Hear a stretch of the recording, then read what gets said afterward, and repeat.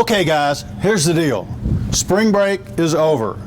Basketball season is coming to an end. Spring is here, and what does that mean for Marion County Public School students? It's time to roll up your sleeves and get ready for FSA assessment. We've got testing coming this year, but it also means other things for Marion County students. And this is the big message that I would like to send to everyone.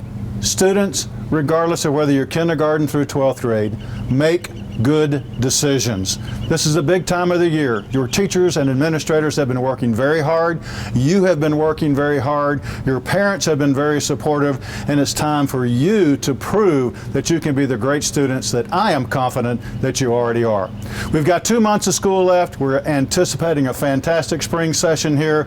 We look forward to seeing you at graduations. We look forward to seeing you at end of the year parties. We know it's going to be a great wrap up to a fantastic school year. If you're looking to get your green thumb going, Hillcrest is having its annual plant sale later this week. For prices ranging from 50 cents to about $10, you can pick up a few flowers or maybe something to grow your own groceries and help out the school's VOAG program. We have an annual plant and veggie sale. Raises money for our classroom, and it funds the program. We really count on this income to help buy the materials for next year. So it's a cycle, and it keeps the school from having to purchase these materials, and it's hands-on for the students. But more than that, besides the gardening, they learn the discipline of work and work ethics and communication and how to deal with customers. They might make change from the cash drawer. It's amazing what the students learn. They do it from the very beginning to the very end.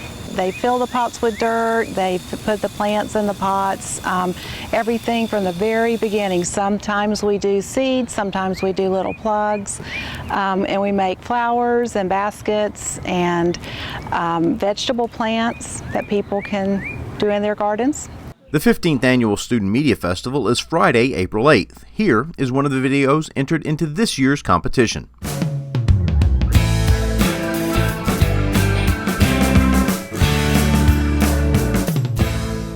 Emma Gibbs, 9 years old, will wake up at 5 a.m. every morning to walk her dog Snap. But Snap is not just a normal plain old dog. He is Emma's service dog. She has a seizure disorder which resulted after she had a stroke at birth. Snap alerts anyone around them when Emma has a seizure by either barking or howling. At the beginning of the 2015-2016 school year, Principal of Ward Highlands Elementary, Melissa Kynard, talked about allowing Snap to walk and stay with Emma through her classes at school. Mrs. Kynard's first thought was, wow, 900 students and a dog. All the students will want to pet him because he is so cute. But she said, it has been awesome. We explained to the students that when they see Snap with his red vest on, they know he is working. Snap is part of our Ward Highlands family. He will also be going on the 3rd grade field trip to Legoland. Emma said, my first year with a service dog is going great. He's like my best friend. Sometimes he lays next to me to make sure I am okay. Everyone loves Snap.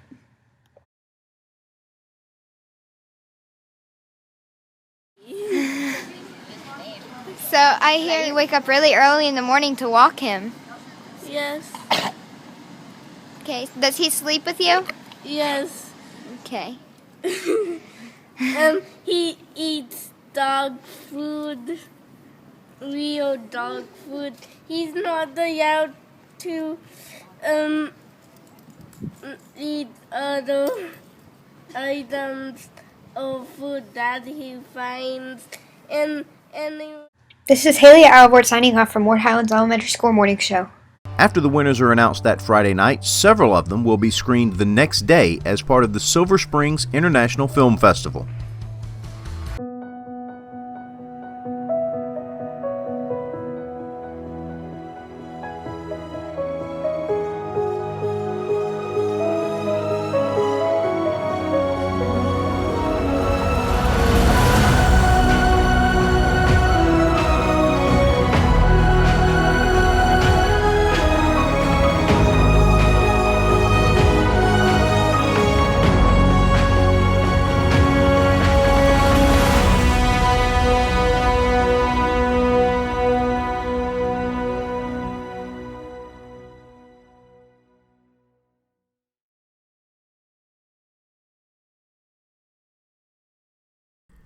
The Marion County Concert Band Festival can be seen on the Marion Education Channel Fridays and Saturdays at 5:30 and Sundays at 12:30. You can also view it by clicking the link on your screen. This Thursday, the 31st, the middle school bands will perform at 6:30 at MTI's Brown Greeton Cole Auditorium, and Friday, the All-County Honor Choir performs at 7:30 at Forest High.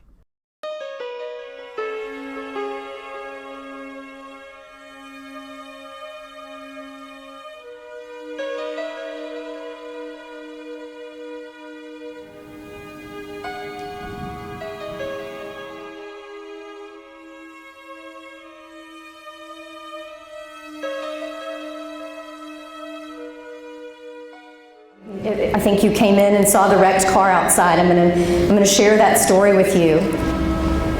So as we start the journey, it started on May 11th, 2002. That was the day before Mother's Day. And I said it would be really nice to have at least 2 of my 4 children with me on Mother's Day. And that was when my sister-in-law came to tell me that news. So I got that knock on the door. And I remember how devastated I was at that moment in time, and then I lived the darkest days of my life that I ever had to survive. And I didn't think I could survive without one of my children in my life. And I don't know if you guys think about this, but you know, I as a parent, and your parents, we love you. And we don't want to bury you. That is not our plan. That's not supposed to happen. So I ended up spending Mother's Day with all 4 of my children, but we were in a funeral home. One of them was in a coffin. We had our funeral on Monday, and we left the cemetery that afternoon and went straight to Lisa's visitation. And then on Tuesday morning, we had Lisa's funeral. 4 days of pain that just was unrelenting. There was another family that was experiencing that kind of pain too, the Smallridge family. They lived in Tallahassee, and they were over there. They could not believe that their son, he was age 24 at the time of the crash, and they didn't want to believe that he could make a choice that he had made on May 11th, 2002, when he chose to drink and drive. And because of that choice, 2 beautiful 20-year-old girls lost their lives. Those 2 girls are Lisa Dixon and my daughter, Megan Napier.